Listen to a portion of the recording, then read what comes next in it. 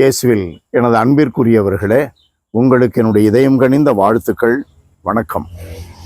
அன்பானவர்களே, இன்று நம்முடைய சிந்தனைக்கு லூக்கா நற்செய்தி 20வது அதிகாரம் 27 முதல் 40 முடிய. உயிர்த்தெழுதலை மறுக்கும் சதுசேயர் இயேசுவை அணுகி, உயிர்த்தெழுதல் உண்டு இல்லை என்பதை எங்களுக்கு விளக்க வேண்டும். உயிர்த்தெழுதல் இருக்கிறது என்றால் ஒருவன் அவர்களுடைய மரபின்படி, யூத மக்களுடைய மரபின்படி, ஒருவன் ஒருத்தியை திருமணம் செய்து கொண்டு பிள்ளை பேரின்றி இறந்து விட்டால் அந்த கொழுந்தனே அவளை திருமணம் செய்து கொள்ள வேண்டும். மரபை காப்பாற்றுவதற்கு பிள்ளை பேறு எழுப்ப வேண்டும். அவ்வாறு 7 இருந்தனர். 7 அவளை திருமணம் செய்து கொண்டனர் என்ற அந்த ஒரு கதையை, கற்பனை கதையை கொண்டு வந்து இயேசுவை மடக்க பார்க்கிறார்கள். இயேசு அவர்களிடம், இக்கால வாழ்வில் மக்கள் திருமணம் செய்து கொள்ளுகின்றனர். இறந்து உயிர்த்தெழும்போது திருமணம் செய்து கொள்வது இல்லை. காரணம், அவர்கள் சாக முடியாது, வானதூதரை போல் இருப்பார்கள். உயிர்த்தெழுந்த மக்களாயிருப்பதால் கடவுளின் மக்களை, இறந்தோர் உயிருடன் எழுப்பப்படுவதை பற்றி மோசே முட்புதர் பற்றிய பகுதியில் எடுத்து கூறியிருக்கிறாரே என்றெல்லாம் ஆண்டவர் இயேசு விளக்குகிறார்.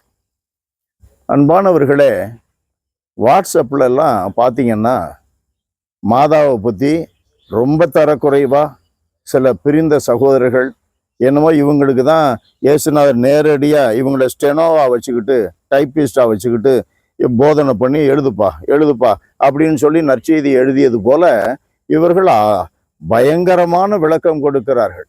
அன்னை மரியாவுக்கு எதிராக, புனிதர்களின் வணக்கத்திற்கு எதிராக, கத்தோலிக்க திருச்சபையின் பாரம்பரியத்திற்கு எதிராக. பாரம்பரியத்துல தான் இந்த பைபிள் இருந்துச்சு, எழுத்துல எப்ப வந்துச்சு?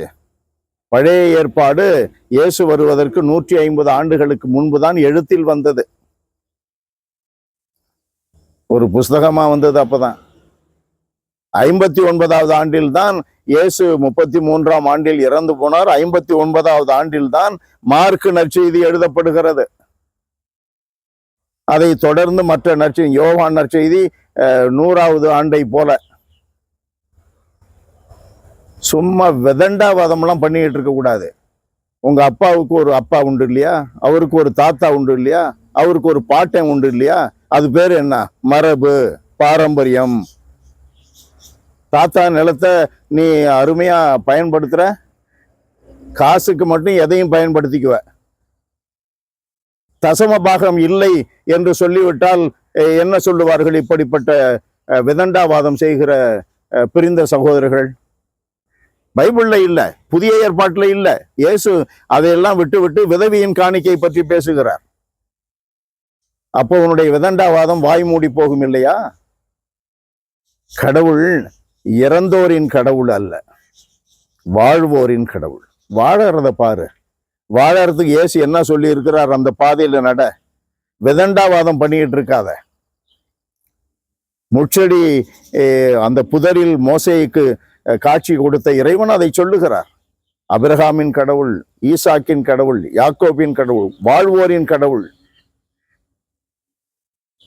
வாழ்வோரின் கடவுள் என்றால் அந்த வாழ்பவர்களுக்கும் நமக்கும் நம்பிக்கையில் தொடர்பு உண்டு. உடல் அளவில் அல்ல, வானதூதர்களை போல இருப்பார்கள் உயிர்த்தெழுந்தால். அன்பு நிறைந்த எங்கள் இறைவா, மனிதர்களாகிய எங்களை தெய்வங்களாக மாற்றும்படி உம்முடைய திருமகன் கிறிஸ்து இவ்வுலகிற்கு வந்தார். எங்களுடைய பரிசுத்த வாழ்வு அதிகரிக்க நாங்கள் இந்த மரணத்தை கடந்து உம்மிடம் வரும்பொழுது வானதூதர்களை போல் இருக்க வேண்டும். விதண்டாவாதத்தில் நாங்கள் மனிதர்களாகவே இல்லை, மிருகங்களாக மாறிவிடுகிறோம். உண்மைக்கு புறம்பாக போதிப்பதில் நாங்கள் மனிதர்களாகவே இல்லை, மிருகங்களாக மாறிவிடுகிறோம். உயிர்த்தெழுதலை நாங்கள் எங்கே துய்ப்பது, உணர்வது? ஆண்டவரே, எங்களுக்கு ஞானத்தை தாரும்.